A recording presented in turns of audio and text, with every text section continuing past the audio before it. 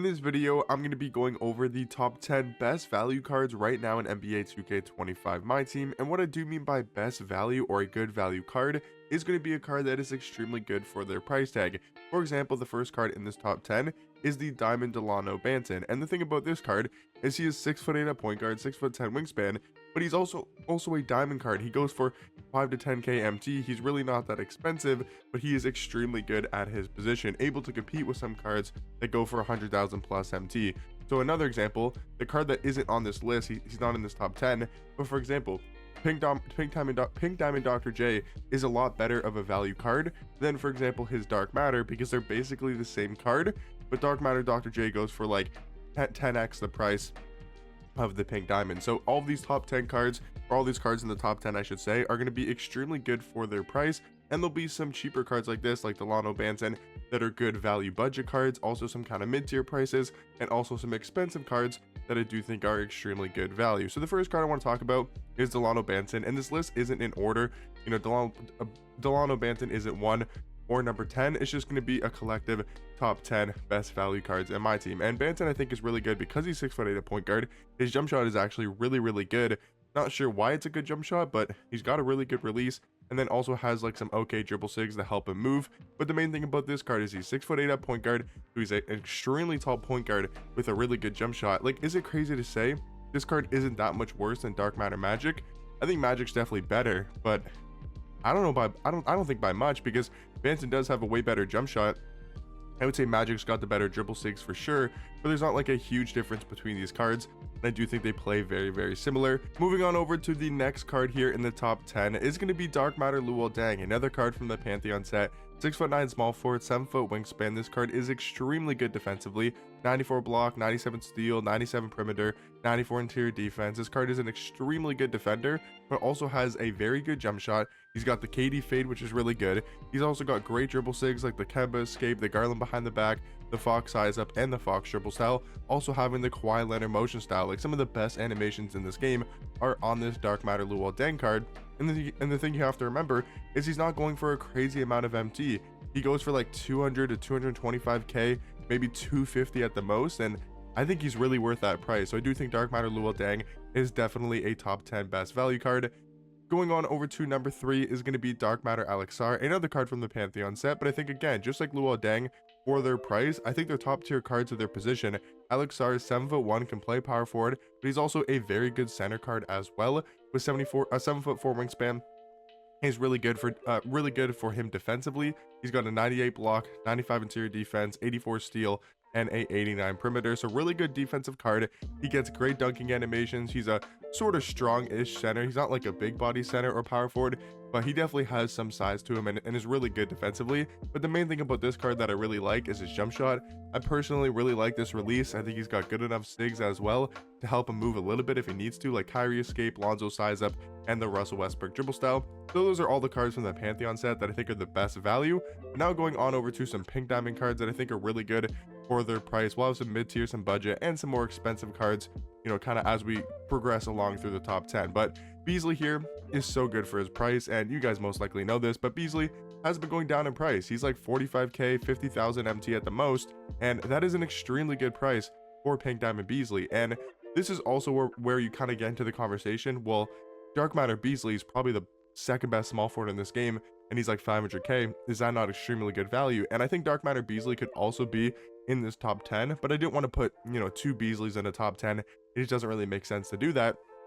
But I think the Pink Diamond, for the majority of the player base that does play my team, probably is a better value card, just because he's more affordable and more accessible to 99% of the community. Like, any single player that plays this game can go ahead and buy Pink Diamond Michael Beasley for 45k.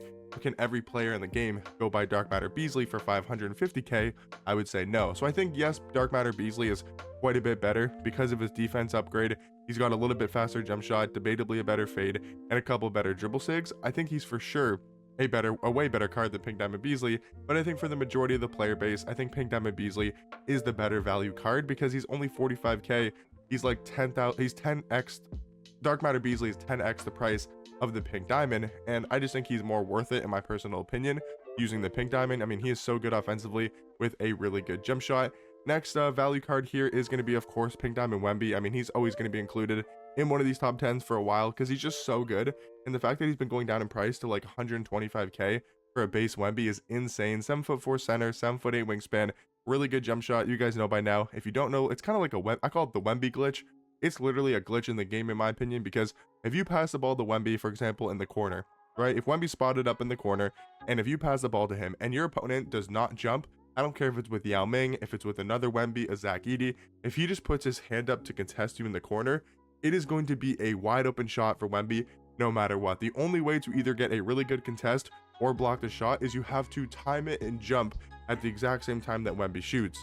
And that is extremely valuable to have Wemby, that if you catch your opponent sleeping and he's not paying attention, or he doesn't click on fast enough to be able to jump with the center that's guarding Wemby, you're going to get a wide open shot 99% of the time. And I think that's extremely valuable to have. And some people don't know about, again, what I call like the Wemby glitch, because he's the only card in the game that is pretty much like that, because there's other cards that are taller than him but don't have the same effect with their jump shot. So I think Pink Diamond Wemby, yes, is slow. Maybe could use some more strength, more vertical, more agility, more speed, 100%. But if you know how to use this card properly, he can still be one of the best center cards in my team.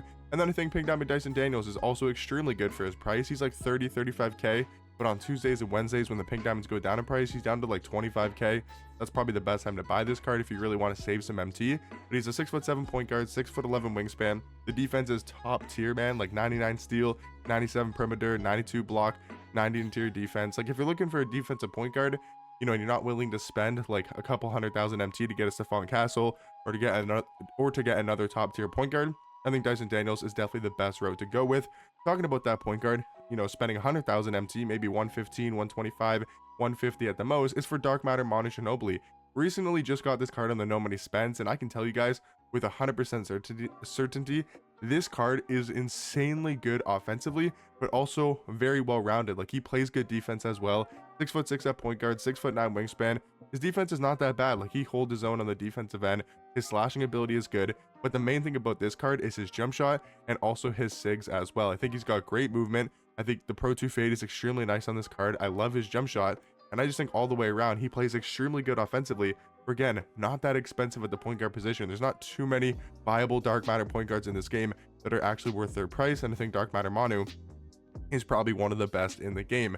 Now talking about a couple budget-ish cards is going to be Galaxy Dino. Really good all-around power forward. I mean, the thing with this card is he doesn't have any flaws, right? Like he has a good jump shot, he has good height, good wingspan, good player model for power forward, he's got good stats and badges. His SIGs, I guess you could say, is a flaw, but it's like for the power forward position, unless you're expecting to use a pro pass Tim Duncan who can actually handle the basketball, or another crazy offensive power forward if you want to run one of those, there's not many in the game. And I think for what he does, Dino Raja is extremely good value for like 45,000 MT. And then the last two cards on this list, guys, are just going to be some extremely cheap budget cards that I think have extremely good value, and that's going to be Pink Diamond Eddie Curry and Pink Diamond Rocco. Both of these cards are like 5 to 10k at the most. Eddie Curry's got an extremely good jump shot. You know, he's got a guard type of release. He plays good defense, extremely fast jump shot. And then Rocco's 6'9" at shooting guard with a 7'2" wingspan and plays extremely good defense with amazing Hall of Fame defensive badges. So those two cards are going to round out our top 10 best value cards in my team.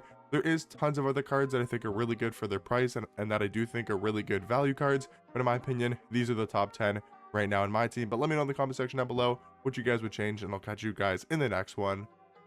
Peace.